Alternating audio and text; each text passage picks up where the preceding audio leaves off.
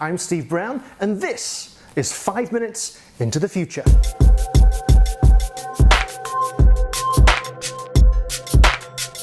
Hello and welcome to the very first episode of 5 Minutes into the Future, where we bring you insights from the future in 5 minutes or less. This time we're going to talk about life after COVID-19, something that's on many of our minds these days, at least at the time of recording. It's a pretty difficult time, and I wanted to offer you some different ways of thinking about the future after pandemic. First way we should think about this time is as the great pause, a time when we're all reassessing our values, thinking about what's important to us in life, and we've all really realized the fragility of modern life. If you're in business, that is true as well.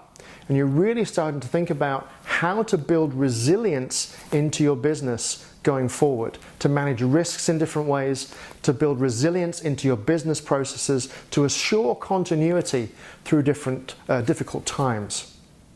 That's leading us to the second way to think about pandemic, which is as the great accelerator. Things that were going to happen anyway are being accelerated because of pandemic.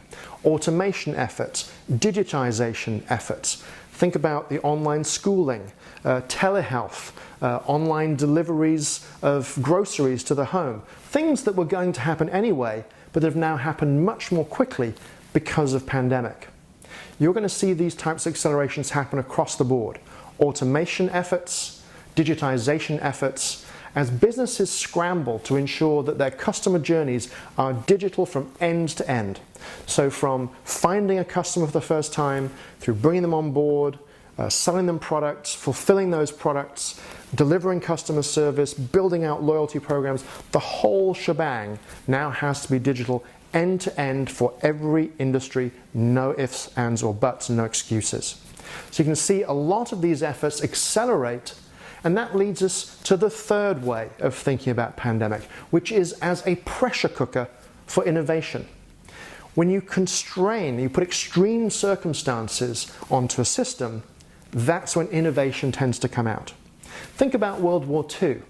Back in World War II, it was a time of extreme circumstances.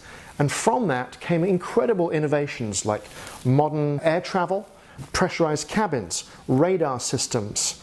The jet engine all came out of that era, as did rockets. And rockets led to communication satellites, GPS systems, and finally, Alexander Fleming discovered penicillin in 1928. But it wasn't until the Normandy landings in 1944 that that was productized and created and manufactured at scale to protect troops as they stormed those beaches. So times of incredible difficulty and constraint have led to incredible, unparalleled levels of innovation. That's actually a trick that designers and engineers have used for a long time. Think about a poster designer thinking, well, what if I only used 4 colors to design this poster? What might it look like?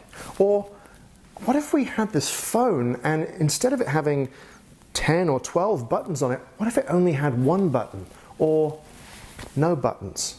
It's applying constraint and challenges that really foment the highest levels of innovation. So innovation is going to be crucial for every business on the planet as they navigate through this very difficult time. And technology innovation is going to be at the very core of that, with automation, digitization, and so on. I happened to write a book on this very topic. I didn't realize quite how relevant it was going to be for this time. The book is called The Innovation Ultimatum. How 6 strategic technologies will reshape every business in the 2020s. Everything I write about in that book and the 6 technologies, which by the way are artificial intelligence, blockchain technology, augmented reality, autonomous machines, 5G and satellite networks, and the Internet of Things and sensors, those technologies will combine to transform businesses beyond recognition in a really positive way. Those technologies are going to, I thought, roll out over the next 10 years. That just got accelerated dramatically because of COVID-19. I hope this was useful to you. I hope you might enjoy my book. I've got plenty of time on our hands to read it these days. And I hope that you and all your families and friends are safe and healthy through this time. I hope to see you another time on one of these future episodes. I'll see you again in the future.